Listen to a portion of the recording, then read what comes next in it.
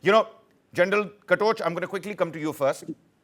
The salient points, the precision with which we've attacked, and how deep inside we went and carried out these precision attacks, needless to say, speaks volumes about how we consider that minimal collateral damage should be there.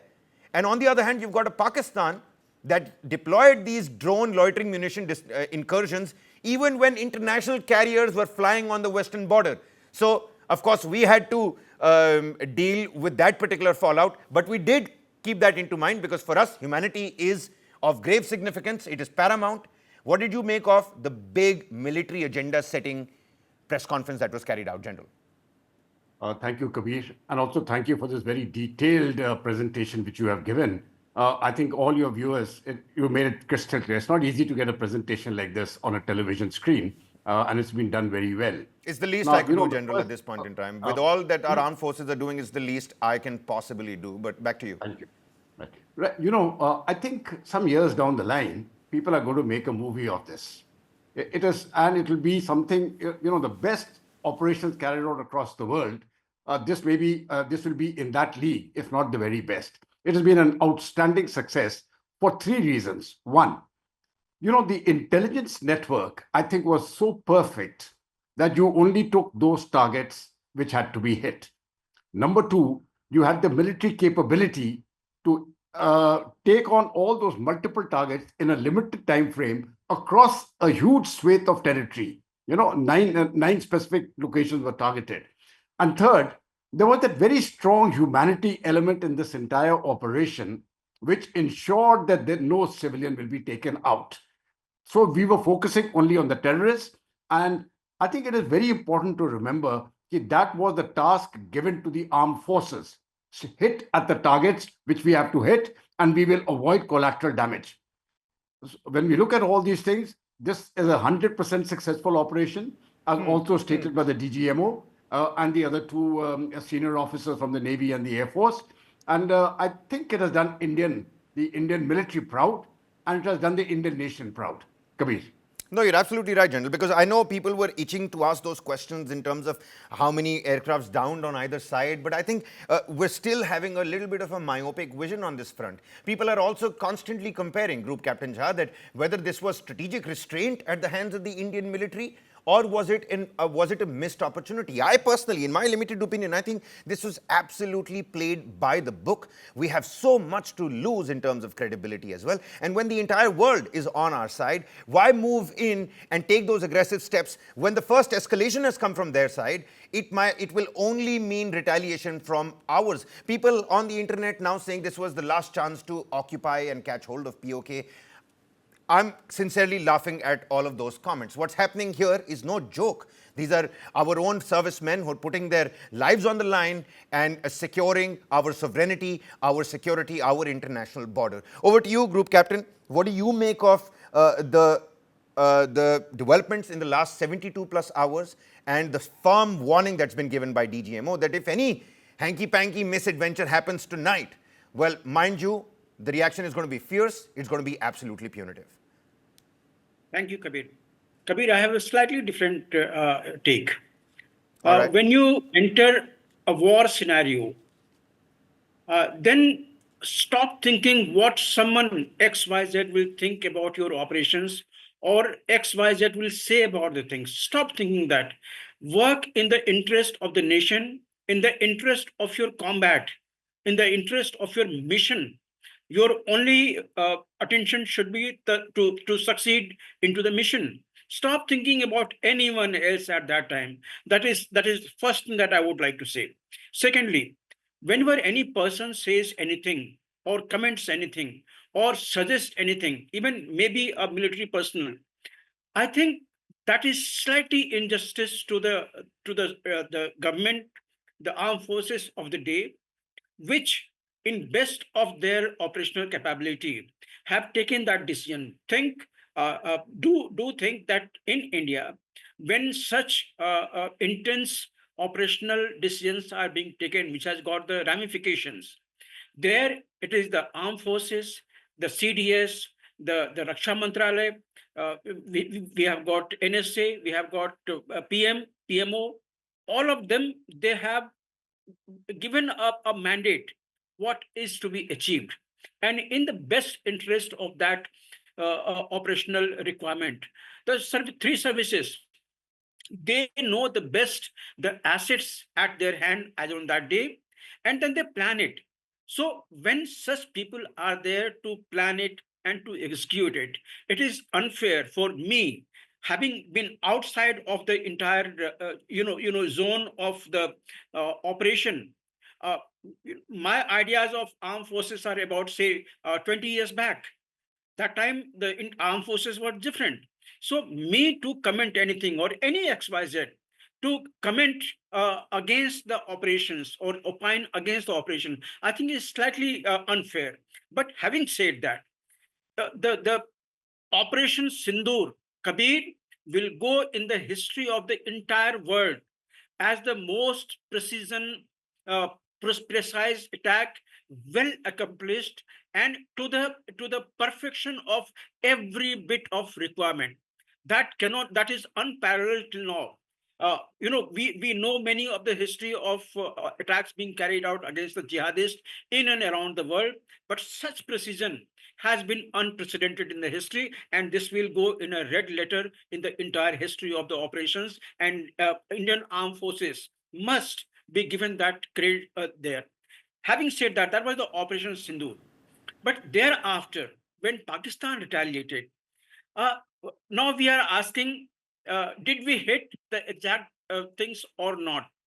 when when you have shown that military hierarchy is standing, that is one corollary evidence that the people who were killed must have been high assets, to whom, and they were not military personals, mind you, they are non-military personnel, but some high assets against, for whom that lineup of the who is who of Pakistani army as well as the polity, that has been there. But these are all corollary evidence. I'll request you, kindly put into the ears of the person who is going to UN to ask just one simple question. Please do ask Pakistani delegation in the UN on that day. Kindly explain what Prime Minister Imran Khan about 6 years back had said on camera to Donald Trump, that on his land he has got 43 terrorist organizations, which the strength of which is about 30 to 40,000, to whom he has to feed every day in the crunch of those days. That is in on camera, that is on record. Who were those terrorist organizations, and where were their hideouts, their headquarters? And just few days back, defense minister has acknowledged that yes, he has got the terrorists here, but they are doing the dirty job of the West. You don't have to present the evidence for everything that you do. Now here is a declared war. That is the change in our doctrine. That is the change in our setup now, isn't it, Group Captain? Because now we're not dealing with giving the right kind of proof before we take our actions. And I think we've done it time and again. The time begs at this point in time, it beckons that we don't do Absolutely. that and we hit out and nip terrorism at its bud, irrespective of Absolutely. where it is in our vicinity.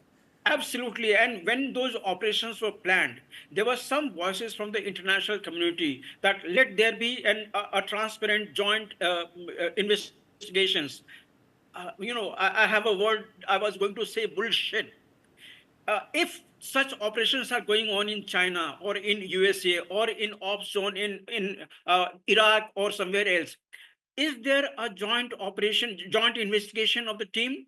Will China allow the transgressions of the rights of the human there in Xinjiang by a team of Indian as well as the others? No, they will not.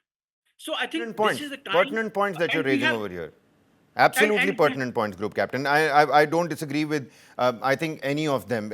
Time has gone for us to be on the back end of international impartial absolutely. probes. But you know what, General Katoch and Group Captain, I also wanted to talk about the new normal, whether this is going to be the new normal. Like, take a look at South Korea, North Korea. I mean, there's an armistice in place, and that's about it.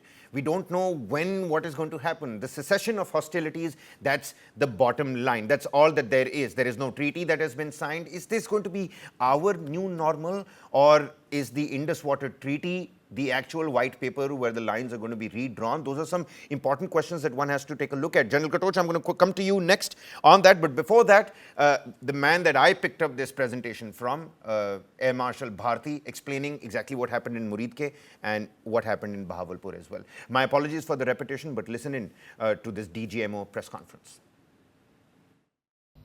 Okay. This is what the terror infra at Muridke looks like. If you see, north is as indicated, and to the right is east, where the international boundary lies. Could we have the next slide, please?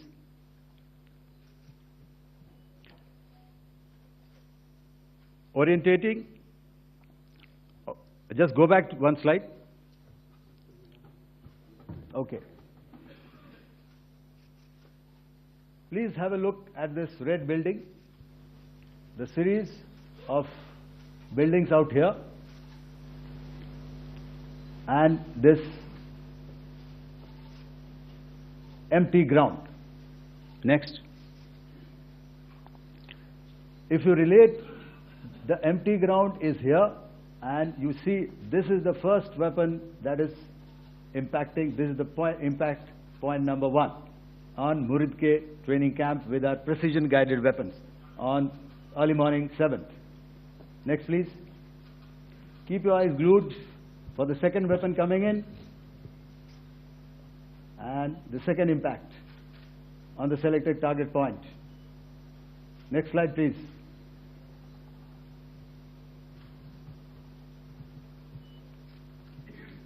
Third weapon, third impact.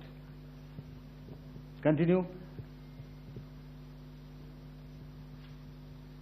And fourth weapon, fourth impact. So through these targeted and precision targeting, we addressed the target at Muridke, which was the terrain infrastructure. Now coming to Bahawalpur, this is the target complex that we are dealing with, a fairly large target complex. So we had to carefully choose the points that we needed to address, which were high value and which would meet our stated objectives of eliminating the terrorists. I would like to draw your attention to this red canopy, and in relation to that, I would cover the targets. One target system is a series of buildings here, other one here, and other one out here. Next slide, please. This is how it looked before, and this is how the building looked after the impact of the weapon. And orientation in relation to this red canopy, you can see here. Next, please. Well, so that was our evidence and proof in the global domain out there for everybody else to see. General Katoch, I'm going to quickly come to you next. The new normal, what do you think? New age, new warfare, new mobility warfare. No infantry has been mobilized so far. It's only been loitering munitions and airspace violations. Actually, Kabir, I wanted to talk about this, you mentioned just prior to this, whether, like people were talking, whether it is strategic restraint or have we missed an opportunity? Now, let me state, it is neither. It is strategic messaging. And in that strategic messaging is what is the answer to your question. Now, what we used to do prior to 2014 was a dissuasive policy. We would talk to Pakistan, we would beg, we would plead, we would do everything under the sun, but Pakistan was not dissuaded. In 2016, the first change came about after the Uri attack, when we said we need to put in some deterrence, and that is where the surgical strikes went in. But that didn't really work. It only worked for a little bit of time, and then we had the we had the attack on the CRPF convoy at Pulwama, and then the airstrike took place at Balakot. Now, we thought that deterrence has really had an effect, but apparently Pahalgam proved it hadn't. So now we come to the third stage. Dissuasion hasn't worked, deterrence hasn't worked. You are moving now towards compellence. We will compel them. And this compellence is going to be a dual strategy of both kinetic and non-kinetic usage. And in that non-kinetic, one of the elements will be control of the river waters, in the kinetic, you have seen a part of it already, as so brilliantly briefed by Air Right. Marshal Bharti, Admiral Pramod, and General Ghai. So those operations will continue. The military is strong, but we will see now we are moving towards that side where we will compel Pakistan to change their behavior. Ideologically, they won't, but their Compellence. interests dictate that they stop terrorism against India from their soil. Compellence Please. being the operative word here, General Katoch. I've Yes. completely run out of time here, but Group Captain, we are going to come to you, albeit please exercise brevity and keep your answers short. I did want to understand and ask about our legacy air defense systems. Because in that press conference, they spoke about, our old age legacy systems that also came in handy. You've got the Garuda Sniper, you've got the Pechodas. I don't know if I'm even pronouncing these right at this point in time, but you've been talking about BrahMos the entire day, Group Captain. Throw some light on these legacy systems also. We don't have much time. Please keep that in mind. Okay, I'll keep it very short. Look, as far as the air defense is concerned against the incoming aircraft and the cruise type of missiles, we have got quick reaction surface to air missile. We had medium range of surface to air missile. We have got Akash air defense system. We have got Pichora 1 to 5 squadrons. We have got Osaka squadrons. We have got Spider, Cub, Strela, Tunguska, Shilka, ZU-23, and some more, along with the manpad systems like IGLA, like Stinger, like DRDO's developed Vishorads. This Visorad is a new equipment which is lethal against any such things. Apart from the air defense system, we must all have a pride over the missile air defense system that we have got today. You have talked of S-400. Very few people have talked of the Right. Prithvi air defense system, Let's- Pradyumna, Let me Ashwin. rephrase this. You're actually right. All these names, but the layman out there doesn't really understand or is privy to all these names, Group Captain. My final question to you is, yes or no, do you think the actual champion of this bout is our aerial defense system? Absolutely, absolutely. This is All right, then. we had passive response slightly Right, bit absolutely. because we have only retaliated. In that air defense, that has the one which has saved our valuable assets all across the border, whether it is Jammu Kashmir, Rajasthan, Gujarat, everywhere. Air defense system is the one which has. That's which the has talk of the prepared- town, Group Captain. Air defense systems. I think that's the actual champion. And away from the HQ-9 and the S-400 and the L-70s, it's the smaller variations, the medium and the short-range aerial defense systems that have actually come in handy. And that's the actual winner over here. We just don't know. Not everybody knows them in the common domain out there. We're going to leave it here. General Katoch, Group Captain Jha, Kabir, if many you have thanks. given-